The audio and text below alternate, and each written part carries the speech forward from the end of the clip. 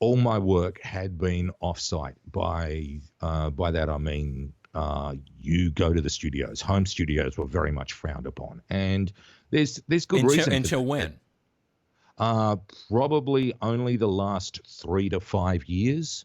That and there is good reason for that, because some people said, yeah, sure, I've got a home studio. And a friend of mine, Kieran, said to me, he said, yeah, no matter how hard you try, you cannot mix the sound of gyprock or drywall, is what you might call it in the States, out of somebody's reed.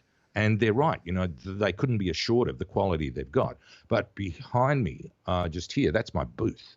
Now, it's not a fancy schmancy industry-made one. What it is 4 hollow core, like internal doors. I'll just open it for you. All right, so you can see. Turn the light on.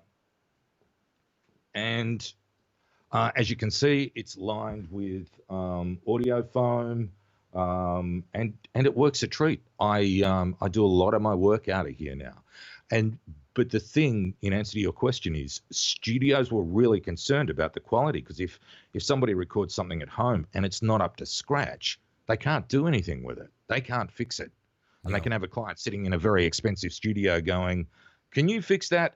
No, we can't. I'm sorry. So that booth. Sorry, go again. That booth isn't giving you a ton of soundproofing, but the sound in it is good. I guess you've got kind of a quieter room anyway. Got a really quiet area that we're in. Very lucky, very fortunate, and also using the 416 being a very directional microphone.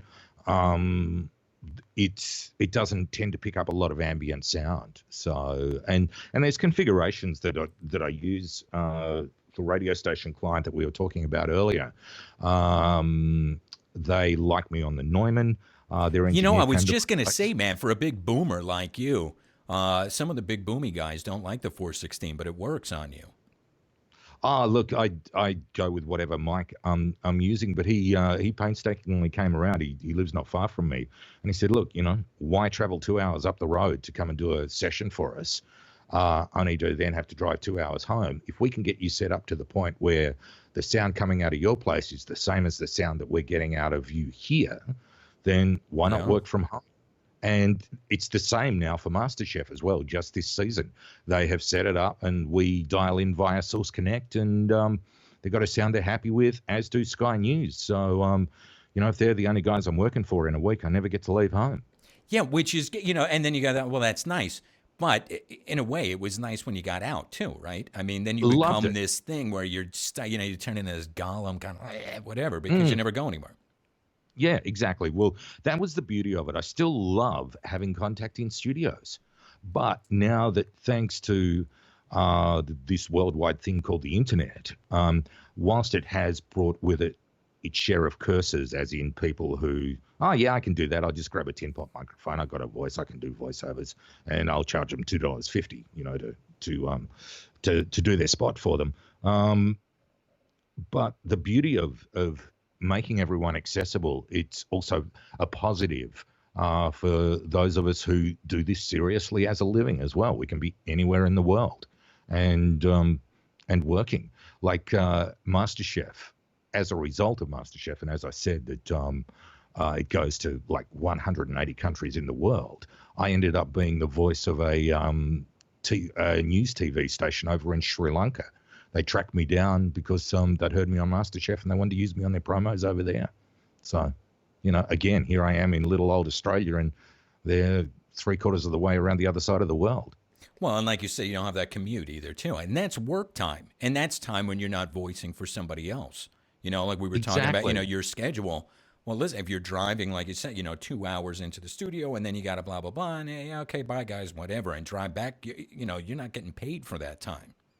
No, that's exactly right. Maurice Tobias, who many watching may be familiar with, she's an awesome. They call her the voice whisperer. She's both a mentor and a coach. And if you ever get the chance to work with her, then please seize it with both hands. She was out here doing a workshop a few years ago now, and Maurice and I are good mates. And I was showing her around the trap, and she around the traps, and she came along on a ride along with me one day, as she called it. And it was exactly that, Eric. I think I had 3 or 4 jobs on that day that I was literally going to and from different studios.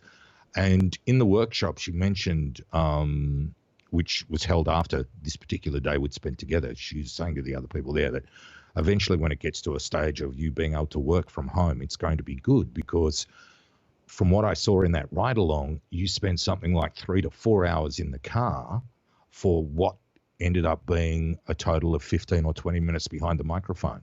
Yeah. And like you say, it's a lot of time wasted.